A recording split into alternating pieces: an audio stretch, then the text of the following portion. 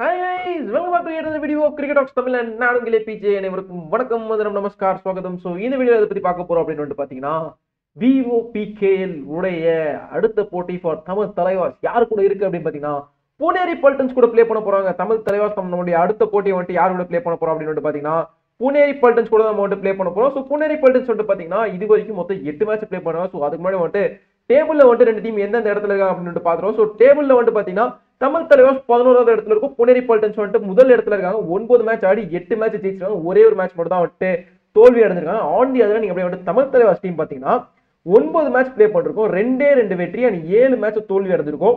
So கடைசியா நடந்த 5 மேட்ச்மே தமிழ் தலைவாஸ் தோல்வி. ஆனா 5 மேட்ச்மே வந்து புனேரி பல்டன்ஸ் வந்து ஜெயிச்சிருக்காங்க. ஸோ அதுவும் இல்லாம புனேரி பல்டன்ஸ் 5 மேட்ச் ஜெயிச்சது மட்டும் இல்லாம கடைசியா அந்த 5 மேட்ச்மே வந்துட்டு மினிமம் 40 பாயிண்ட் எடுத்துட்டு தாங்க வந்துட்டு அவங்க வந்துட்டு ஜெயிக்கவே செய்யறாங்க. So last 5 matches complete dominant Puneri Paltans கம்ப்ளீட்டா டாமினேட் பண்றாங்க அப்படின்னு தான் சொல்லலாம். ஸோ இதுல வந்துட்டு பாத்தீங்கன்னா ஒரு மேட்ச் தோல்வி அடைஞ்சதுமே வந்துட்டு கொஞ்சம் க்ளோஸா வந்தாங்க. ஸோ இது வரைக்கும் ஆன 9 மேட்ச்மே எல்லா மேட்ச்மே நியர்லி 40 பாயிண்ட்ஸ் வந்துருக்காங்க. So out of 9 games 6 games வந்து 40+ பாயிண்ட்ஸ் எடுத்துருக்காங்க. ஸோ தமிழ் தலைவாசும் வந்துட்டு பாத்தீங்கன்னா ஈக்குவலா அதாவது வந்துட்டு பாத்தீங்கன்னா ரெண்டு டீமோடைய ஸ்டாண்டிங் பாயிண்ட்ஸ் டேபிள் ஸ்டாண்ட் பண்ற பொசிஷன் வச்சு பாத்தீங்கன்னா புனேரி பல்டன்ஸ் டாப்ல இருக்காங்க, நம்ம வந்துட்டு பாட்டம்ல இருக்கோம்.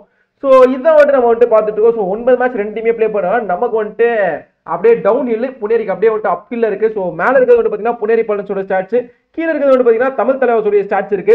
ஸோ தமிழ் தலைவாஸ் வந்து பாத்தீங்கன்னா ரைடிங்ல 388 பாயிண்ட்ஸ் எடுத்திருக்காங்க. புனேரி பல்டன்ஸ் 381 பாயிண்ட்ஸ் மட்டும் தான் எடுத்திருக்காங்க.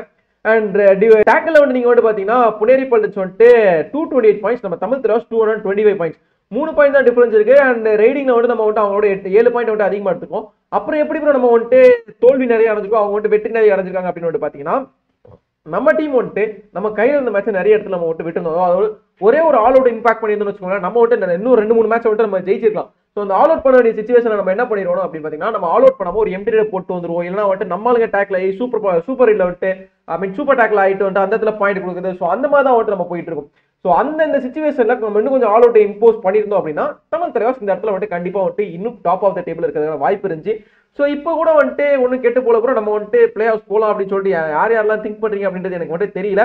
பட் என்னோட பாயிண்ட் ஆஃப் வியூல வந்து பாத்தீங்கன்னா தமிழ் தலைவாசுடைய பிளே ஆஃப் கனவு இதோட முடிஞ்சிருச்சு அப்படின்னு நம்ம தாங்க சொல்லணும். ஏன் அப்படின்னு கேட்டீங்கன்னா இதுக்கப்புறம் தமிழ் தலைவாசுக்கு இந்த சீசன்ல எத்தனை மேட்ச் இருக்கு அப்படின்னு பாத்தீங்கன்னா ஒரு சீசன்ல ஒரு டீம் மொத்தம் வந்துட்டு 22 மேட்ச்.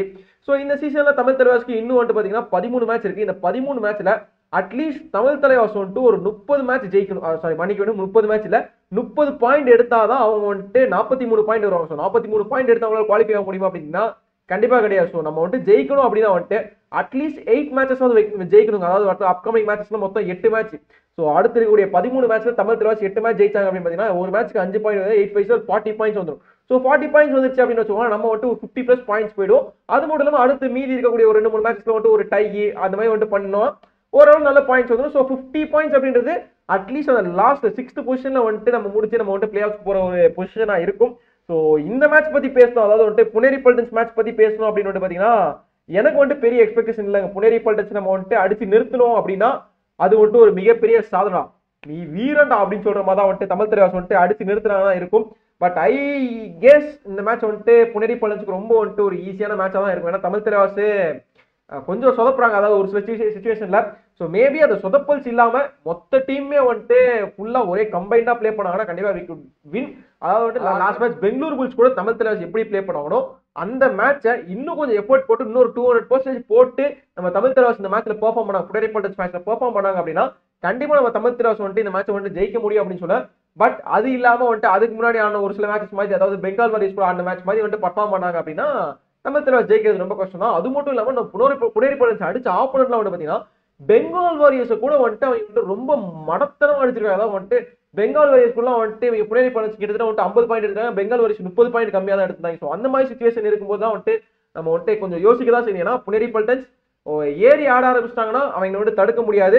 பட் அவங்க அடிக்கிறதுக்கு முன்னாடி நம்ம வந்துட்டு அவங்க அடிச்சோம்னா கண்டிப்பா தமிழ் தலைவாஸ் இந்த மேட்சை ஜெயிக்க முடியும் நம்புறேன். ஸோ இந்த மேட்சை தமிழ் தலைவாஸ் ஜெயிப்பாங்களா இல்லையான்னு சொல்லிட்டு நீங்க என்ன திங்க் போறீங்க மறக்காம கீழே கமெண்ட் செக்ஷன்ல மென்ஷன் பண்ணுங்க. நன்றி, வணக்கம்.